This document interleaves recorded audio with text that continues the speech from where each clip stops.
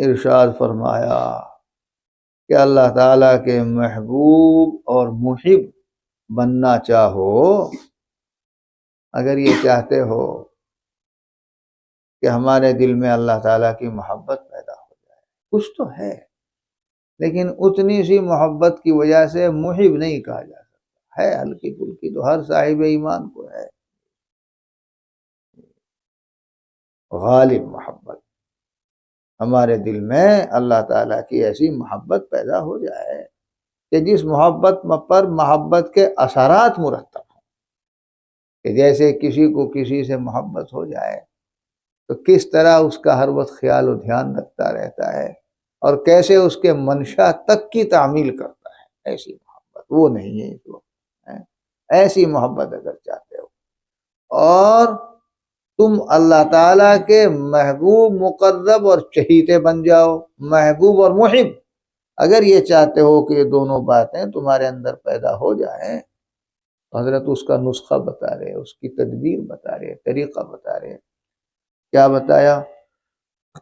تو اعمال میں ہمت کر کے شریعت کے پابند رہو، وہی بات ہمت کی آ گئی، ہمت کر کے اعمال میں شریعت کے پابند رہو،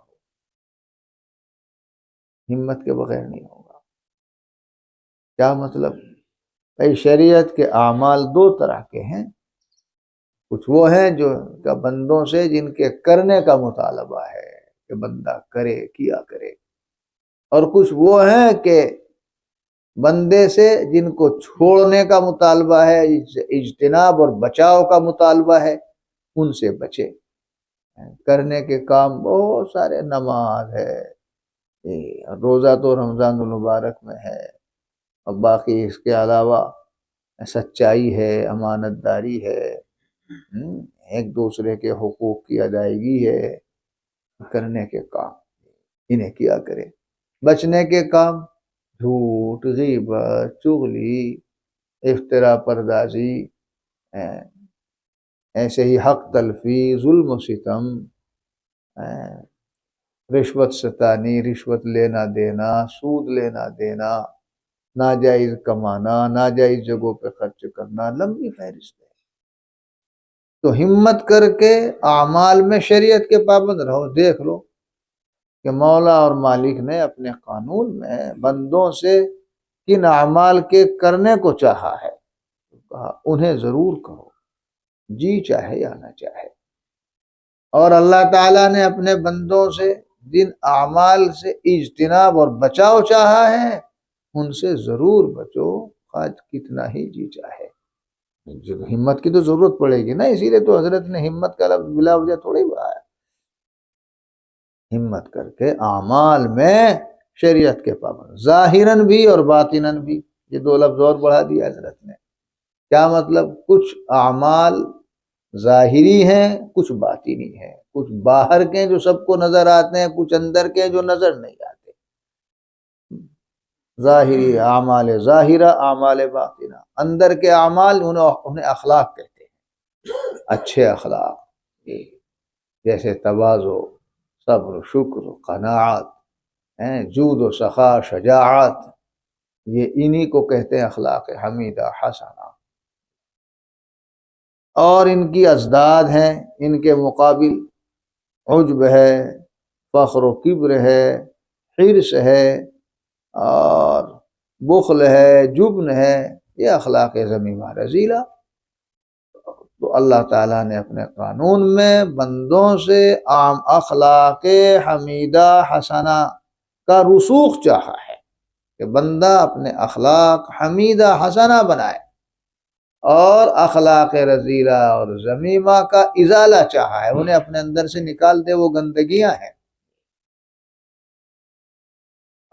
یہ تو ہو گئے اعمال باطنہ۔ اعمال ظاہرہ، اعضاء و جوارح سے جو کرنے کے کام ہیں، جو کرنے کے ہیں بندہ انہیں کیا کرے، اور جو بچنے کے ہیں، آنکھ سے غلط چیز کو نہ دیکھے، زبان پر جھوٹ، غیبت، چغلی نہ لاوے، پیروں سے ایسی جگہ چل کے نہ جائے کہ جس جگہ جانا جائز نہیں، ہاتھ سے کسی پر ظلم و ستم نہ کرے، کاروبار کرے جائز کرے، ناجائز نہ کرے، مال جائز جگہوں پر خرچ کرے، ناجائز جگہوں پر خرچ کرنے سے بچے۔